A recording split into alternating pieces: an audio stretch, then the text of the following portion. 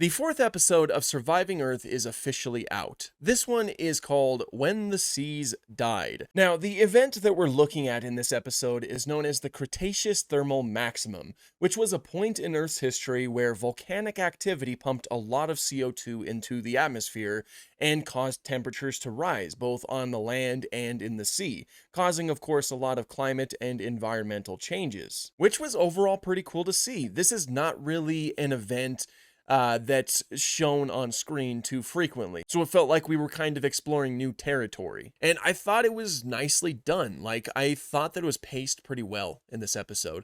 I don't know what it is, but the pacing didn't feel as bad as some previous episodes. And I don't know if that's just because I'm getting used to the commercial breaks or what, but it just felt like everything flowed together a little bit more nicely. Again, the commercial breaks are still very much a problem with the pacing. It just didn't feel as bad this time around. We look at the events through the eyes of two different creatures, a pliosaur who is currently pregnant and a spinosaurus who already has her little babies running around. This is a great way to do it because we can see it from the eyes of two completely different animals that have completely different lifestyles and niches, essentially. You have a completely aquatic creature in the form of the pliosaurs, which I believe these guys are Brachiochinius, but it wasn't actually stated in the documentary, which is a little bit annoying. They just refer to them as pliosaurs, so I'll continue calling them pliosaurs. And you have a mostly terrestrial creature through the form of Spinosaurus. Now, that is a fantastic way to show this event, because it really shows how widespread it was and how many creatures it truly affected. And it was, again, paced very nicely. You're mostly experiencing the temperature difference. The temperatures are rising on the land, which is causing the Spinosaurus to be incredibly lethargic, making it harder for her to care for her babies, but she still pulls through most of the time. And the temperatures in the ocean are rising as well, which means that it's harder for the pliosaurs to get substantial food. You know, things are just rapidly changing and animals are struggling because of it. Now, there's a lot of creatures that made an appearance in this episode. As I mentioned, there was a group of pliosaurs and Spinosaurus, but we also had a little creature known as Portunatosaurus, which I believe is a little mosasauroid. I really liked these guys. Their animations were really cool. There was like a point where they sort of drag the Ichthyornis, which is this cool looking bird right here, drag them under the water. And at first you think they're doing it for food related reasons, like they're hungry, but instead it's revealed that they're sort of just like messing around right here and they're just playing. I thought that was funny. And eventually they leave and kind of like all pile onto a cliff, which apparently doesn't have enough space. And so they all just start fighting each other. And that was just some really funny imagery as well. I also really liked the fighting animations that they had. Felt very Komodo dragon, very monitor lizard-like, which is fitting for creatures like this. And there was also that aforementioned Ichthyornis. They're beautiful colors overall, and it's so cool to see Ichthyornis in this detailed of CGI. Now, this is a story of two mothers. You have the Spinosaurus trying to take care of her babies, and the Pliosaurus desperately trying to just give birth to her baby. And that already sets the groundwork for a pretty tragic story, and that's precisely what we get in this episode. It is a show about mass extinctions, after all. I'm sure that many of you are familiar with this image from the trailer. The pliosaur mother in particular was especially sad because she was struggling to find food, and when she was about to give birth, a severe storm was approaching. So while the rest of the pliosaurs were diving down deeper to escape that storm, she's like bringing her little newly born son to the surface to give him his first breath. That way he doesn't drown automatically. And in doing so, she ended up getting swept away to the land. And unfortunately, she passed on. It was very tragic. But seemingly, her son, the baby pliosaur, did survive the events and is being taken care of by the rest of the group. Which, by the way, these pliosaurs were portrayed living in groups, which was different. I've never seen pliosaurs portrayed like that, at least not that I remember. It also seems like whales were used as the inspiration for a lot of their behaviors and some of their animations, which is pretty fair because in a lot of ways, whales are pretty similar to marine reptiles like pliosaurs. The one that stood out the most to me is how these pliosaurs would sleep. They would sleep kind of like vertically, just floating there. It looks very strange. And it's actually something that we've seen some whales do. It's just a very strange thing. It looks very weird with whales, and of course it looks very weird with pliosaurs.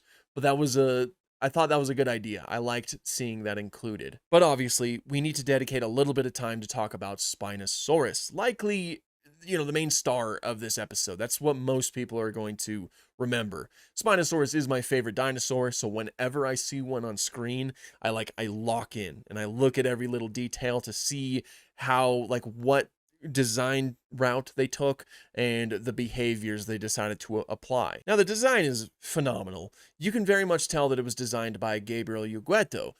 He has drawn Spinosaurus before, and it typically looks like this.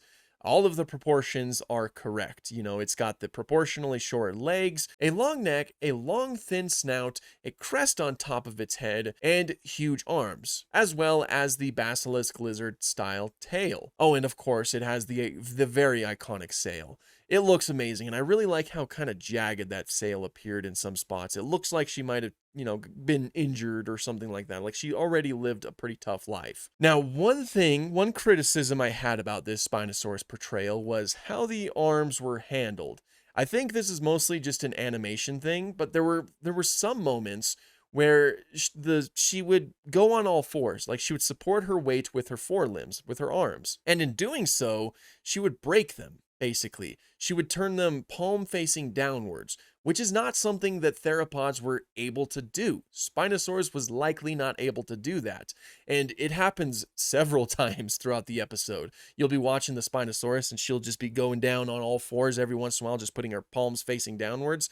Again, that is not something that theropods were capable of doing, and I'm thinking that it's mostly just an animation sort of thing, where it's like maybe they didn't know that theropods didn't have such a wide range of movement in their wrists, because I think I saw the exact same thing on Nanoxaurus in last week's episode. So I think that this is a recurring thing across most of the dinosaurs that we've seen thus far. We also see it swimming, like full on diving into the water swimming. That's not something that's too likely for Spinosaurus based off of the current evidence that we have. A huge number of experts do believe that Spinosaurus was most likely spending most of its time on the shores or in shallow waters, not diving underwater like a crocodile. It's not quite built like that. It doesn't really have the proper anatomy to swim effectively underwater like how it was shown right here. It was very brief though. It was only for her to sneak behind these mosasauroids. So all around, very good design for the Spinosaurus, but there are a couple things that I'm a little bit hesitant about. Real quick, I just wanted to mention that the mother Spinosaurus was also caught in the same storm that ended up killing the mother pliosaur.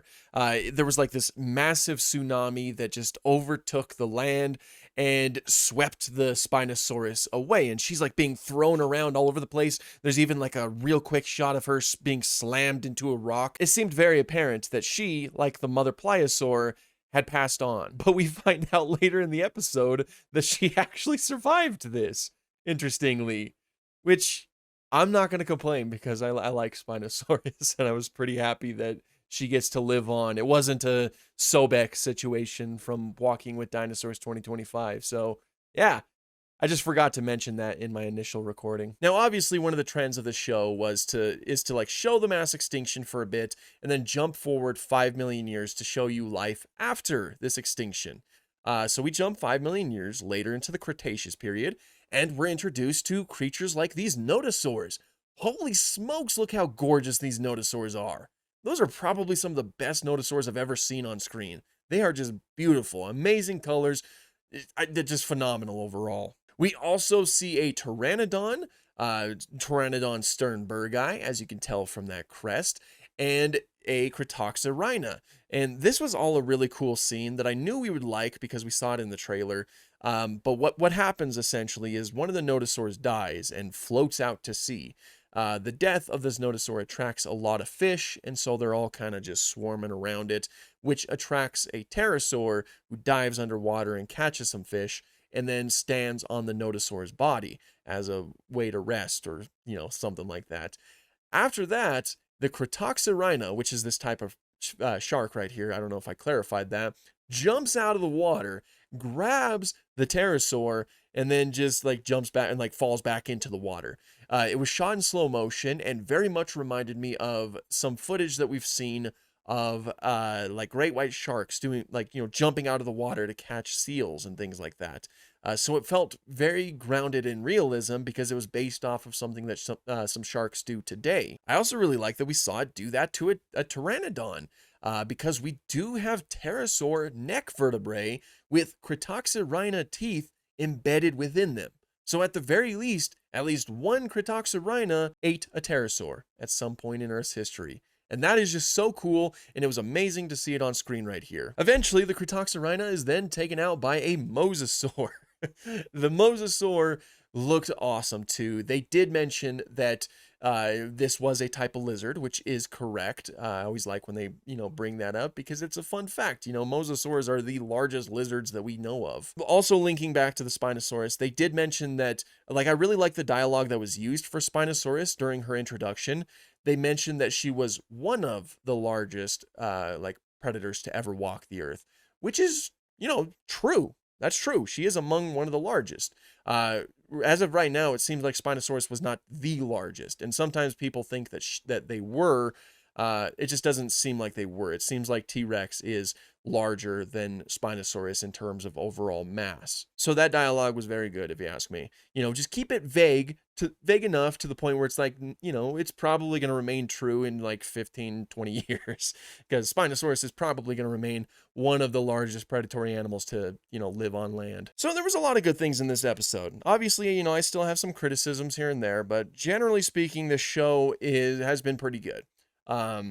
Just still some problems here and there. Like I said, no show is going to be perfect, but there is a lot of good to come out of this documentary, and I think that they've handled the topic of mass extinctions pretty well so far, especially by linking it to the things that we're going through today, our modern day climate and environmental changes. So be sure to let me know what you guys thought of this episode down below, and until next time, thank you so much for watching. Have an awesome day.